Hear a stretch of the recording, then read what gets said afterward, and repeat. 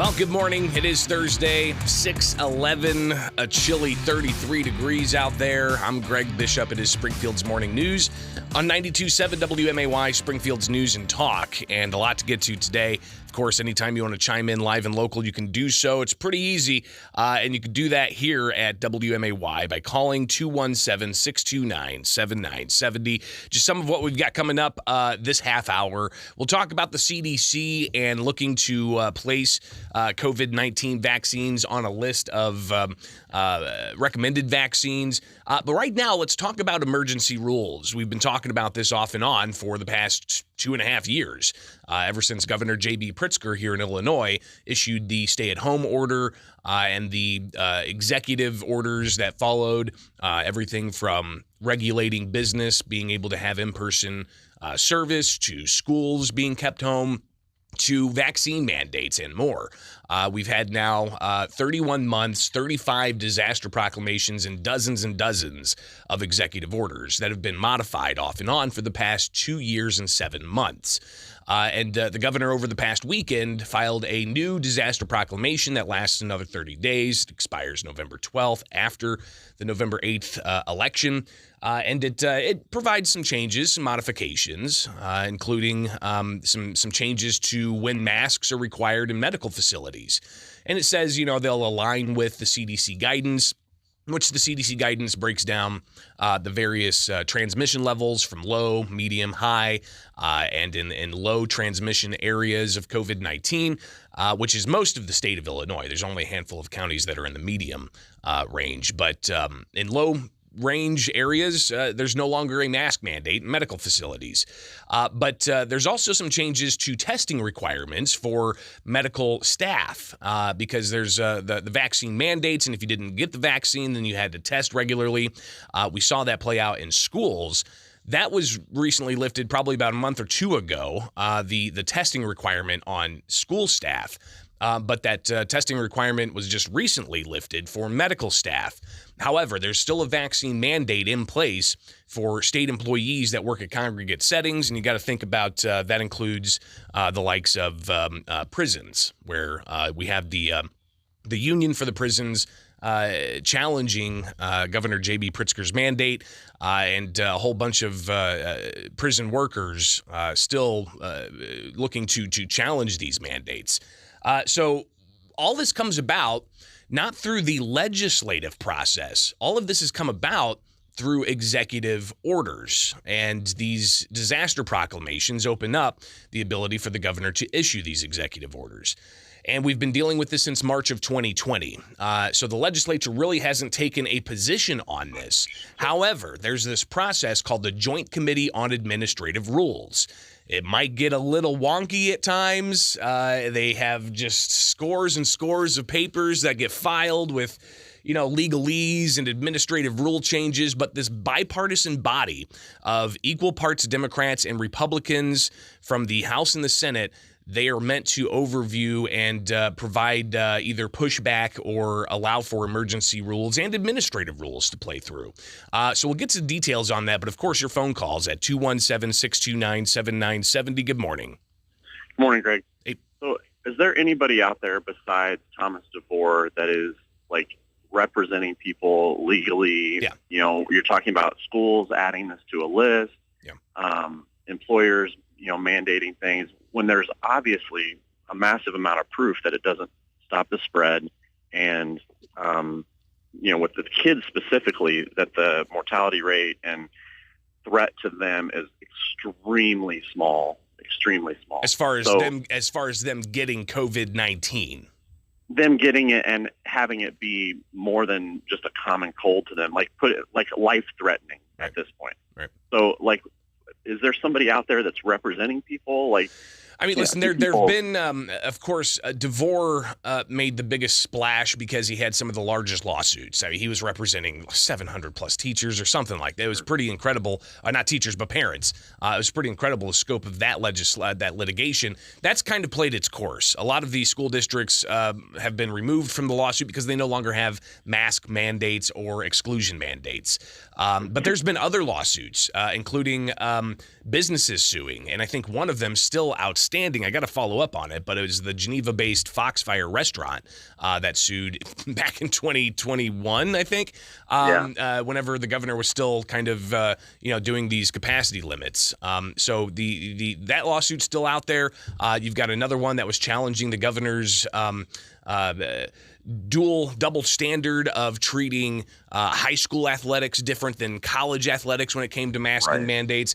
I think that's still out there too. So there's been other lawsuits by other attorneys representing people in these cases, but all of that still plays out. And that's the third branch of government, right? When you have the executive doing these mandates, the second branch of government, the legislative branch, could provide a check. If they don't, then it's the judicial branch that can provide that check, but that requires somebody to file a lawsuit, and we've seen that play out. I appreciate the call, but I want to get to, and you can call in at 217-629-7970. I want to get to this issue of the Joint Committee on Administrative Rules because they met this week, and JCAR, they gathered to review the latest administrative rules, but they also review emergency rules, and some of the most recent emergency rules that were filed by the Illinois Department of Public Health got a little bit of pushback. Tuesday, JCAR met, and they ultimately passed a resolution officially objecting to this emergency rulemaking process that's now been going on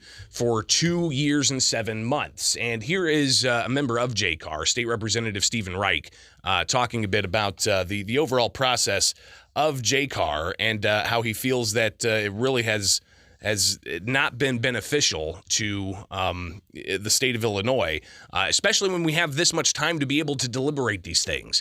Because the typical process is supposed to be, here's the proposed rule. We have a set amount of time for people to respond to it, to provide either support or objection to it, and then they watch the process play through. But that's not necessarily what's been happening with these COVID rules for the past 2.5 years, if not more. So here's a bit of Stephen Reich talking about the process and some of his objections from Tuesday. The issue was one not of the legitimacy of the rule. The problem was one of IDPH has got pretty broad emergency rulemaking power. So Reich said that they need to go through the standard process that's been in place for decades with JCAR. That rulemaking process is in place for a reason. It's there to allow the public and concerned parties to discuss the rule and point out objections and possible changes and things like that. So Reich, he says that JCAR didn't follow any of those normal processes to get administrative rules processed, and they're following this emergency rule. Just decided, we'll just throw an emergency rule out there. Well, on JCAR, we looked at that and saw that as being an abuse of its rulemaking. It was over the top as far as its use of emergency rule. And he says that the typical process allows for people to share their concerns, objections about whatever rule's being proposed. Here's State Representative Stephen Reich. We've got to let these agencies know that rulemaking process is there for a reason. It is there in order for the public and concerned parties to have the ability to give their opinion and their input on rules that affect their activity.